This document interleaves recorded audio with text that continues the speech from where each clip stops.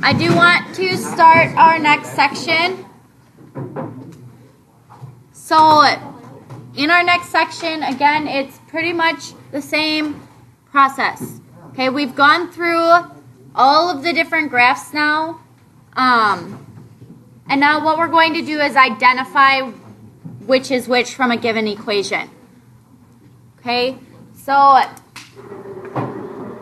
we're identifying conic sections today. That's what these are called. So parabolas, circles, ellipses, and hyperbolas are called conic sections because they are the cross sections formed when a double cone is sliced by a plane. So here, if this plane hits your cone right here, it forms that parabola. Your circles and ellipse, you have a plane here. If it's straight, okay.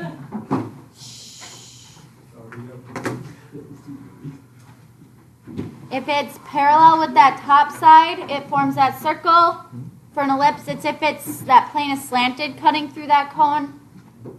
And your hyperbola, if your plane cuts through that double cone vertically. Okay, so it forms each of those sections. So the equation for any conic section can be written in this form here. So just like any standard form, we have that A, B, C, those A, B, C values in there. So we want A, B, and C are not all 0. So one of them has to be a number greater than 0. This general form can be converted to the standard forms below by completing the square. Okay, so we are still going to be completing the square. Okay, so it's not a square. They're all still their own graphs. Parabolas, circles, ellipses, and hyperbolas. So I do have the standard forms for each type of conic section labeled here. So I have the circle form, your parabolas, your ellipses, and your hyperbolas. Okay? So what we're going to do in example 1 here, we're going to write each of these in standard form. Now, just looking at it, we don't know which type it is, but we're going to complete the square to figure it out. Okay? So, except maybe you'll figure out a parabola is pretty easy to tell. So, this first one right here, since we do have a y squared, that's going to stay here, right? We need to group our y's together just like we normally do.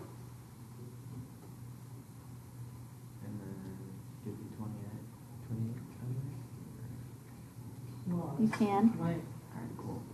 So what I'm going to do is write plus 28. This x right here, I'm going to move to the other side since it's by itself.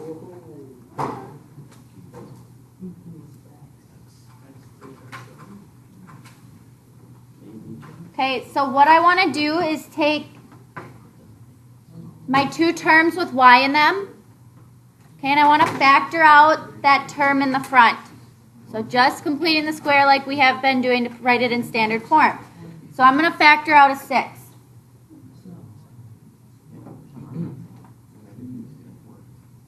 Okay, and when we complete the square, we need to add something within those parentheses. Shh, quiet please. And that 28 gets left alone. Keeping x, and whatever I add to one side, I have to add to the other. She lives in the bathroom, by the way.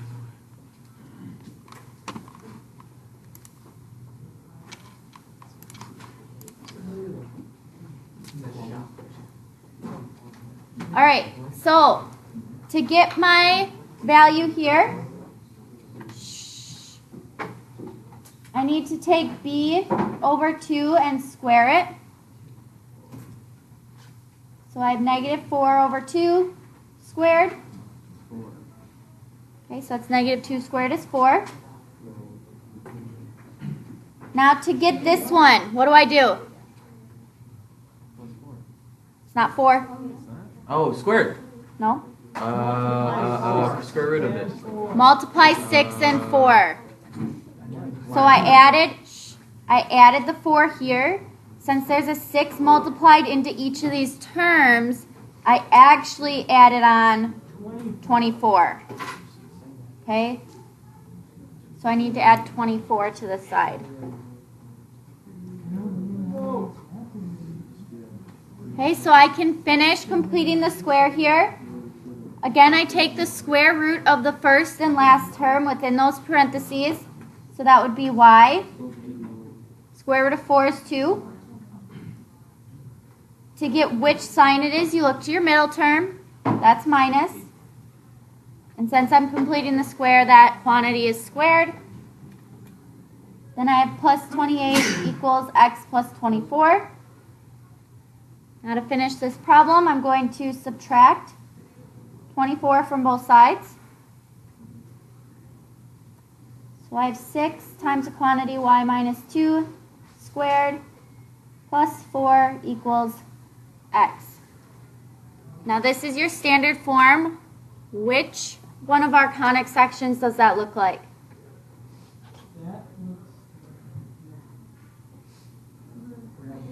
A parabola. Okay, so this one would be a parabola.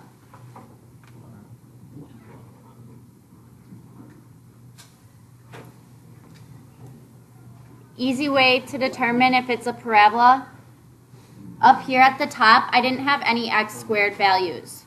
Okay, so if one of your variables doesn't have a squared, it's going to be a parabola. Okay, whatever. It's not, but it's fine. Yeah. I am a math major. Majored in math.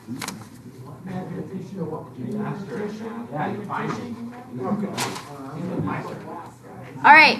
Shh. We're going to go through letter B. Shh. Quiet, please. Shh. Talking stops.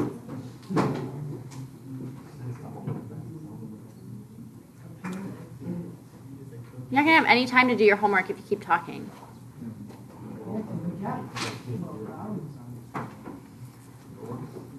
All right, so letter B. We're going to, again, complete the square to see which type of conic section this is. So this time I do have both x and y squared. Okay? That means I still need to group my x's and I need to group my y's. Okay? And I'm going to move that 36 to the other side of my equation. Okay? So I'll have x squared plus 12x plus y squared minus 8y equals negative 36. Okay, so I'm taking this quantity and this quantity. My term out front of both of my squared values there is 1, so I don't need to factor anything out of either of these.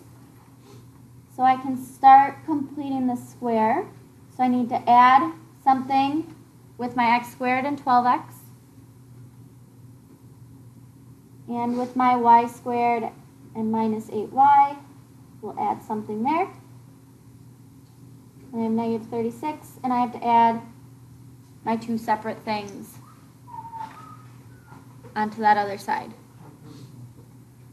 Okay, so here, again, we're taking b over 2 and squaring it. So 12 divided by 2 squared is 36. Since I don't have a number out front, it is 36 that I'm adding over here. Same thing here. Take your b value, divide by 2 and square it. That's 16.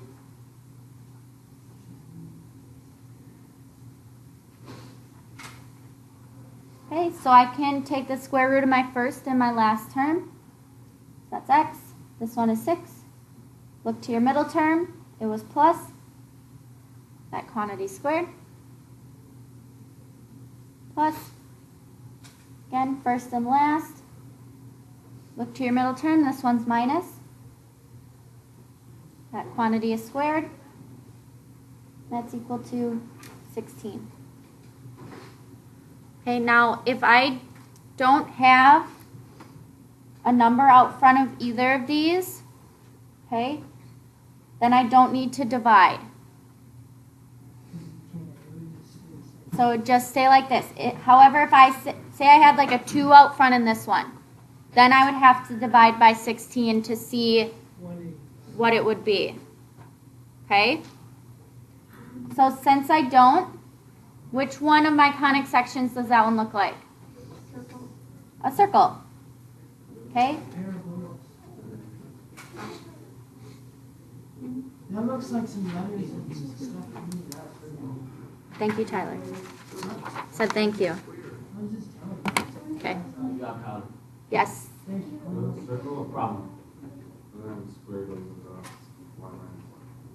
What? Circle doesn't have square root. Oh, it's supposed to. Y minus K. Well, that's what I'm Can you go back down, please? That's from the book, by the way. The book messed up then. Yeah, it's probably that new printer. Detect the code and write or something. Any other questions on this? So again, you're just completing the square and then comparing that equation you found to your standard forms. No, I got it. Quiet, please.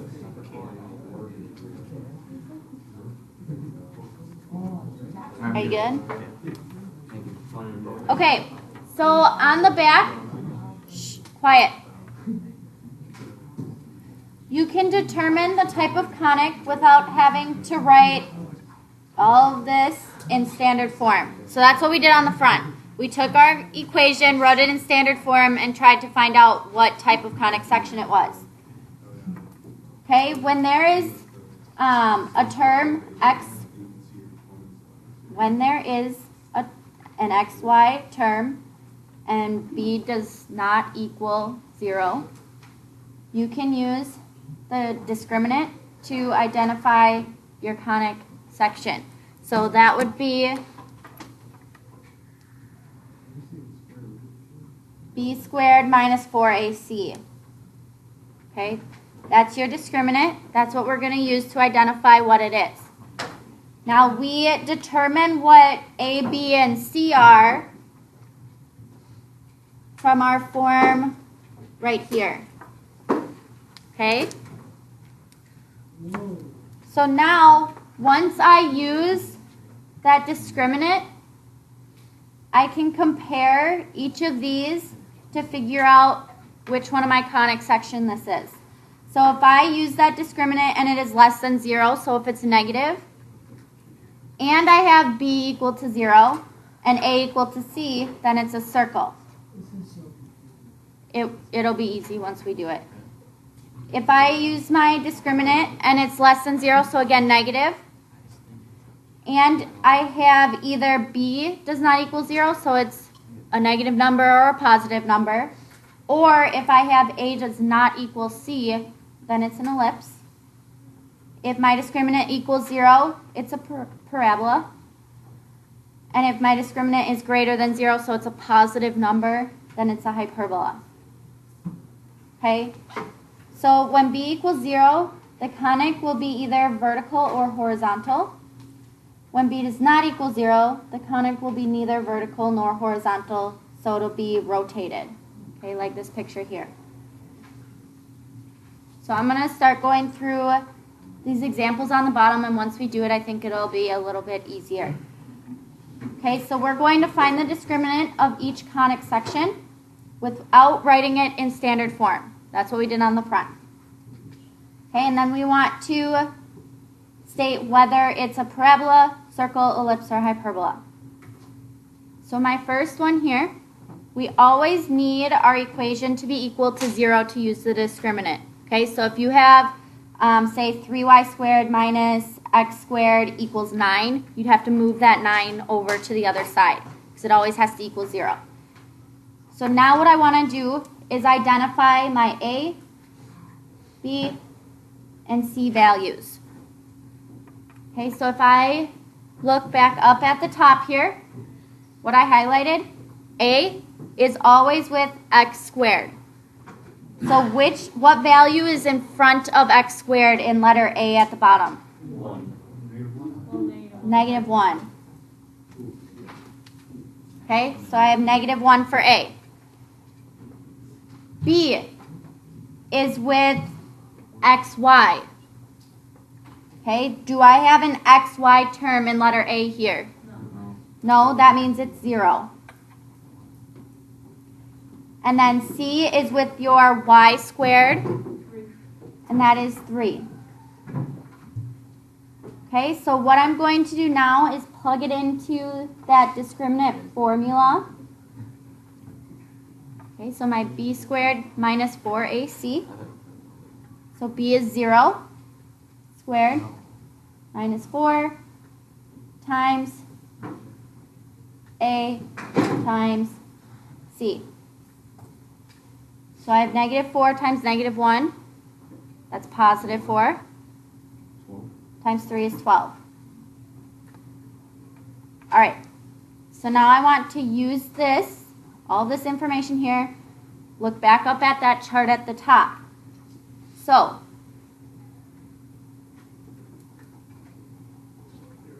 does my discriminant, that number I found, 12, is that less than 0? No, I'm just going to skip that one. This one, is that discriminant less than 0? No. Here, does my discriminant equal 0? No. Is it greater? Yes, so it's a hyperbola.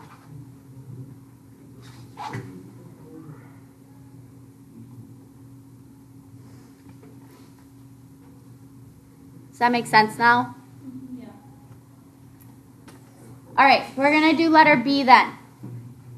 Okay, so first, again, what I want to do is identify A, B, and C. However, in my equation here, I do have this minus 32 on this side. So I want to rewrite it so this is equal to 0. So we have 2x squared plus 2y squared, 16x minus 20y, plus 32 equals 0.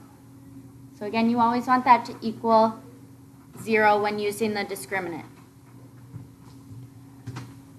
So now I can identify A, B, and C. So again, A is with x squared, so that'll be 2. B is with xy, and I don't have an xy term in my form here, so that should be 0. And then your C is with y squared, so that'll be 2. Okay, and again, I just want to plug it into my discriminant formula. So B is 0 minus 4 times our A value is 2 and our C value is 2.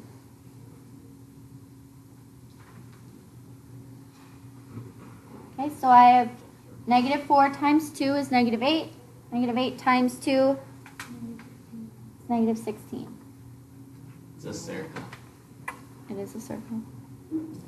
Okay, so if I look up at the top here, my discriminant is less than 0. Okay, it was negative. B does equal 0, right?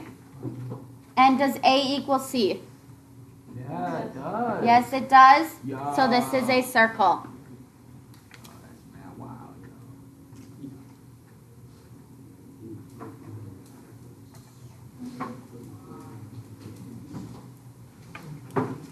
Okay, one more.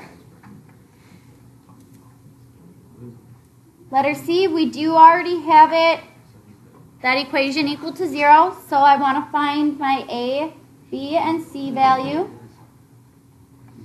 Okay, a is with x squared. Okay, I don't have an x squared value, so that'll be 0. I don't have that xy, so that's 0. And c is with y squared, that's 1. Okay, so again, plugging it into that discriminant, b was 0 minus 4 times a is 0 times c is 1. Okay, 0 times 4 is 0. 0 times 1 is 0. So this is equal to 0. And then, yes, up into my chart then. I'm looking for when my discriminant is equal to 0. There's only one option there. That's a parabola.